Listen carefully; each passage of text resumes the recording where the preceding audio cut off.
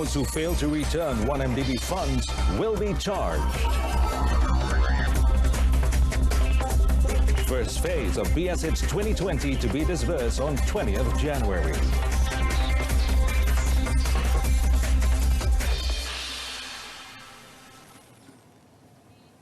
Hello and good afternoon. You're watching Update at Noon with me, Muhammad Amin Carlos.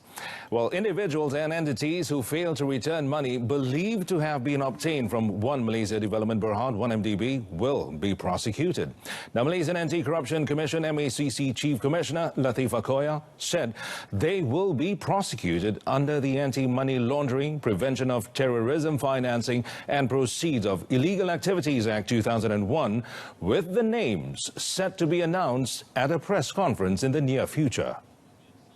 Compound, and if they do not pay, or we found out that they are the end user of that money and they have no good explanation, we will take action on that.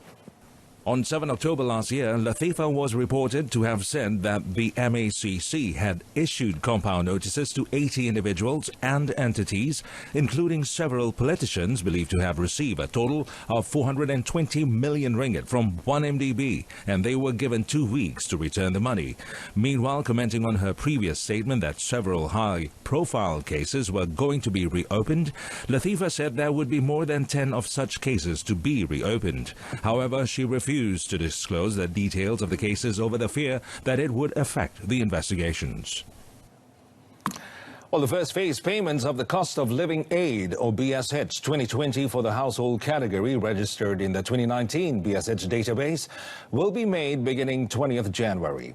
Now, Finance Minister Lim Guan Eng, in a statement, said the payments will involve an allocation of 1 billion ringgit and will benefit almost 3.8 million recipients in the category.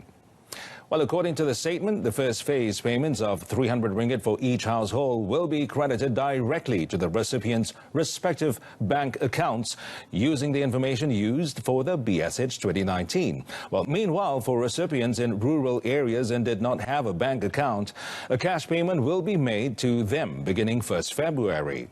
Well, Lim added that those eligible people who are not one of the recipients can submit your appeal from 1st February to 15 March. Now, payments for those whose appeals have been approved will be made in the second and third phases, while those in the single and persons with disabilities or OKU categories will receive a one-off payment in the second phase. Now, the Health Ministry has successfully carried out a total of 10 new initiatives in 2019. Now, its Minister, Dato Sri Dr. Zulkifli Ahmad, explained that several policy-based strategies were also used to resolve problems in the short and long term. Zulkifli admitted that not every issue could be solved within a short period of time, but he also expressed his satisfaction with the work done in his ministry in dealing with these issues. Among them are patients' waiting time, electronic medical record, and others. Hanya kepada kuratif, dia juga mesti saya diukur kejayaan saya di situ. Contoh, lama mana pesakit menunggu nak jumpa doktor, nak jumpa pakar, menunggu untuk membuat elective surgery, ya, dan sebagainya, dapat ubat, sebagainya lah, ya, dan menunggu juga antara lainnya penungguan untuk dapatkan housemanship, pelantikan, ya, setahun, ya. Nah, dalam perkara ini saya perlu nyatakan kami telah lakukan segalanya. Dan kita dapati ia bukan satu yang boleh kita selesaikan secara runcit-runcit. Sebab masalah itu adalah masalah yang sistemik istilahnya. Dato Sri Dr. Zulkifli then gave his assurances to remain committed in reforming the health industry and providing the best service to the rakyat. Well, members and leaders of political parties told to be more sensitive of the country's dynamics and not to touch on the racial and religious issues that could disrupt unity and jeopardize the nation's security. Inspector General of Police Tan Sri Abdul Hamid Badur said this includes understanding the role of the police forces in safeguarding the peace and safety of the nation. Thus, he called on all the politicians to be wise when dealing with any indifference or issues. He said this will help to avoid any untoward racial incidents as well as enable the police to be more focused on curbing crime and tackling other pertinent issues relating to safety and security. Sepatutnya segala kekuatan PDRM ini digunakan untuk nak menangani jenayah dadah itu, bukan isu-isu remeh ni tadi. So itulah sebabnya saya seru supaya mereka lebih bertanggungjawab, boleh duduk dalam parlimen, boleh duduk bertepuk bertampar, kenapa di luar pula lain pula nadanya. So saya harap, saya mintalah understanding mereka, kepahaman mereka untuk memikirkan. He said this at a press conference in Bukit Aman. He added that the police will not take sides and would take stern action against anyone who sparks racial and religious tensions in the country. Meanwhile, commenting on the main goals in 2024, the police force, now Tan Sri Abdul Hamid said the police will look to improve their services and enforcement as well as strengthening the integrity of all police personnel. He added that integrity is one of the key aspects that ensure the success of any enforcement agencies. Komplain-komplain daripada orang ramai tentang aduan yang tidak diambil tindakan, seolah-olahnya polis bersekongkol dengan penjenayah, dapat kita atasi, dapat kita kurangkan, InsyaAllah. So, meningkatkan ketulusan segala macam bentuk ancaman, kegiatan-kegiatan yang melanggar undang-undang, khususnya yang bersangkutan dengan fitnah, menghasut, menggunakan isu-isu yang bertinta perkauman, keagamaan, wilayah, akan ditangani. Tan Sri Abdul Hamid also added that the police might collaborate with other government agencies to solve various issues including smuggling, forest breach, illegal poaching and others. He said the police will work with volunteers and other organizations that want help keeping peace in the country. Well, coming up next, Langat 2 water treatment plant to benefit 1.8 million users.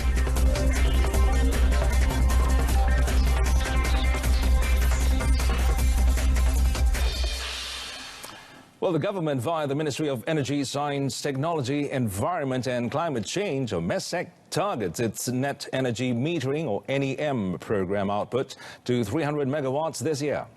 Its Minister Yeo Bee Yin said the aim can be achieved with tremendous support from various entities, especially after the introduction of NEM policy last year. According to Yeo, the Sustainable Energy Development Authority Malaysia, SEDA, approved 102 megawatts under the NEM program last year. Thus, she is committed that more commercial, industrial and residential developers will be using the scheme. Sebab apa yang kita tengok 300 tahun ini kita sasarkan 300 megawatt net energy metering. Maksud bukan large scale solar bukan yang atas tanah, bukan di tempat-tempat lain tapi atas bumbung dengan adanya behind the meter. So previously we can do 3 times of 3 years. So sasaran adalah sangat agresif. Kita looking forward sangat positif dengan adanya lebih banyak lagi syarikat yang menyahut polisi ini dan menikmati kebaikannya, saya rasa kita boleh capai. She was speaking at a press conference after launching the rooftop solar PV system project by the Xinyi Group in Lipat Kajang Jasin. The program is an initiative by MESEC to boost renewable energy use in Malaysia. The project, involving 60 million ringgit investment, is the country's largest NEM project, capable to reduce more than 39,000 tons of carbon discharges, besides providing 15.9 million ringgit of electricity cost savings annually to the company. The Langat 2 water treatment plant LRA project, which is the biggest water treatment plant project in Southeast Asia, is scheduled to be completed by the end of 2023. Well, once completed, it will benefit some 350,000 accounts involving 1.8 million users. Pengurusan Asset Air Berhad PAAB Chief Executive Officer Abdul Hadi Ali said the construction of the project, which started in 2014, comprises packages involving Hulu Langat, Cheras, Sungai Besi, Bukit Jalil, Petaling, Banda Kinrara, Bukit Dengkil, Ampang, as well as Kramat AU3 in Selangor. Abdul Hadi also said that, in principle, 8 states have agreed to embark on a water services industry restructuring exercise with the federal government. PAB membantu kerajaan persekutuan merealisasikan persetujuan semula industri perkhidmatan air negara. Kita telah menjalankan banyak kerja-kerja perstrukturan yang melibatkan 8 buah negeri sudah. Maknanya ada 2-3 negeri lagi yang belum berhijrah dan melakukan perstrukturan semula. He added that the federal government has also allocated 3.7 billion ringgit to cater to the water supply demand in Klang Valley. Malaysia Airports Holdings Berhad MAHB Chief Executive Officer Raja Azmi Raja Nazuddin has resigned from his post effective yesterday. Now, the reins have been handed over to its Chief Operating Officer or COO, Dato Muhammad Shukri Muhammad Saleh. Raja Azmi, 52, has resigned to pursue other opportunities. Now, Raja Azmi joined MAHB on 1st February 2016 as Chief Financial Officer before he was promoted to his current position on 4th January 2019. The airport operator said as a public listed company, it will be undertaking the proper process to identify and appoint a suitable successor. The MAHB Board of Directors also expressed their gratitude to Raja Azmi for his services throughout his tenure with the company.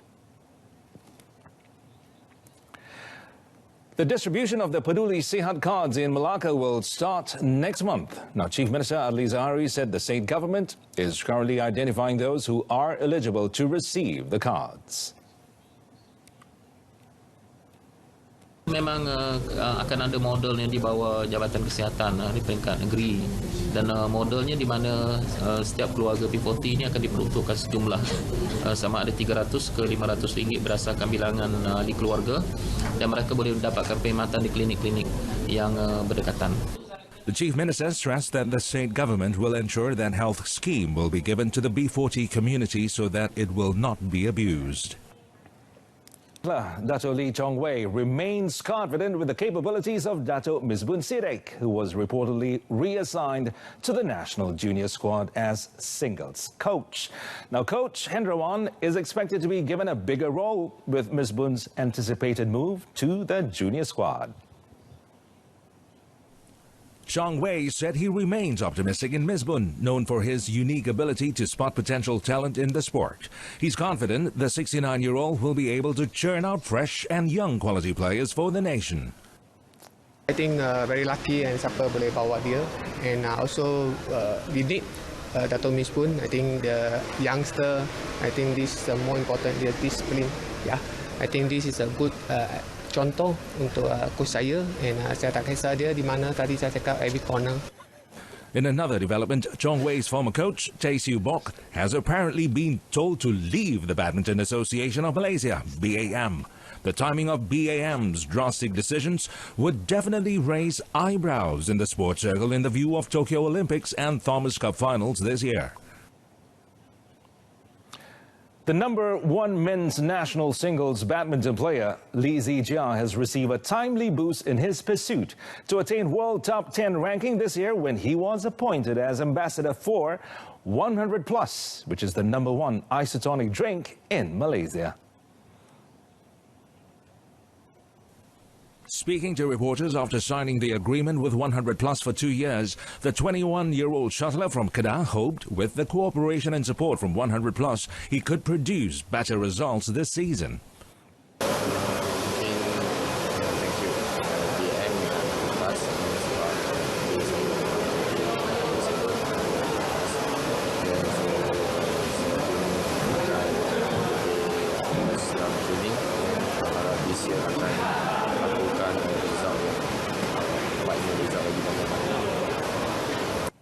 Besides being appointed as 100 Plus ambassador, Zijia also received a 10,000 ringgit incentive from 100 Plus for winning the gold medal in the men's singles at the 2019 SEA Games in the Philippines. In another development, Zijia was given a tough draw at the Malaysian Masters 2020 when he was down to meet world number 4 Anders Antonsen in his opening match. Zijia lost to the Danish player in their 2 earlier encounters. He hoped the home ground advantage and the 100-plus boost would see him prevail over the tournament's 3rd seed. Meanwhile, Antonsen said a tough assignment awaits him when he is up against Zijia today. It's a hard game. He's a really good player. And he has a high top level. When he plays his best, he can challenge everyone in the world. So I have to be really focused, and I have to play close to my best level to be able to beat him. Antonsen, 22, made it to 5 finals last year, with the highlights being claiming the Indonesian Masters title in January and European Games gold in June. He is also aiming to compete in his first Olympic Games this year. First of all, I hope to qualify, and then I hope to do well at the Olympics. A medal is my goal, and I'll do everything I can to deliver that and bring a medal home to my country. That would be a big moment. So, I'm really focused on this season because of the Olympics. But there's also tournaments like the All England, and I've never really done well at the All England, and I would like to do that. Well, the Lawn Tennis Association of Malaysia, Tennis Malaysia, has scheduled a minimum of 27 high-intensity tournaments throughout the year with the hope of beefing up the level of Malaysian tennis. Now, even though the number of tournaments is almost the same as last year, but Tennis Malaysia Vice President Datuk Salahuddin Ahmad Kamal said the competitiveness and intensity level would be higher with the participation of more foreign and higher-ranked players at both senior and junior levels this year to challenge the locals. Among the prominent tournaments slated are the Junior Fed Cup final qualifiers from 30th March to 4th April and Junior Davis Cup from 5th to 10th April, both in Kuching, and Group 2 of the Asia-Oceania qualifiers for the Fed Cup from 8th to 14th June at the National Tennis Centre in Kuala Lumpur, besides 7 under-18 International Tennis Federation tournaments. 24 lah. Now we have 24, tapi dari segi quality dia kemungkinan there will be more participation from overseas players. Jadi kita tak ITF kan, ITF orang dari luar negeri lebih akan datang ke sini. Jadi bagus juga, sama tapi lebih kepada yang other countries players participation. The 4-leg national circuit will get the ball rolling with first leg at the National Tennis Centre from 19th to the 23rd of February, followed by the second leg in Johor Bahru in June and the KL Open in September, while the Raintree Open in October will be part of the circuit before concluding with the Masters event in December. Meanwhile, the Junior Tour consists 6 legs in 22 categories with both boys and girls singles and doubles, as well as an additional under-9 category following an ITF ruling. Now, members of the Sports Writers Association of Malaysia, fondly known as SAM, will be protected from occupational accidents, including employment illness and injuries, while carrying their duties via contributions to Social Security Organisation, SOCSO. Now, according to SAM, the move was taken by SAM after SOCSO introduced a new scheme for self-employed, launched by SOCSO on 1st January 2020. The agreement was reached when SAM President Jasni Shafi met SOCSO Chief Executive Officer Dato Seri Dr. Muhammad Azman Aziz Muhammad at Menara Perkeso, Jalan Ampang yesterday. Dan saya minta kalau boleh persatuan-persatuan yang lain mengikut jejak langkah SAM untuk mendapatkan maklumat, berbincang dengan Perkeso, dan kita sedia membantu dalam kita memastikan kalau boleh semua mereka yang bekerja sendiri di luar sana yang berpersatuan hadir, tampil untuk mendaftar dan juga mencarum demi masa depan mereka. Perkeso mempunyai skim insurans dan juga pelindungan yang cukup baik, dan sebagai ahli media terlibat dengan sukan, kita mengalu-alukanlah satu peluang yang diberikan oleh Perkeso, dan kita akan menggalakkan ahli-ahli kita untuk mencarum. Through the contribution, SAM members who are freelancers with various sports media agencies would be able to receive cash benefits and compensation besides getting medical treatment, physical rehabilitation and vocational training. The new scheme called Self-Employed Social Security Scheme is available for contribution as low as 157 ringgit and 20 cent a year or 13 ringgit and 10 cent a month for medical, permanent disability or temporary disability benefits, as well as benefits for dependents, as well as physical rehabilitation and education benefits for the insured. And that concludes today's edition of Updates at Noon. Now, top story, those who fail to return 1MDB funds will be charged. Now, do join us again at 7 p.m. for more updates on the latest happenings here and around the world. Thanks for watching. I'm Mohammed Amin Carlos, and do stay tuned to TV2.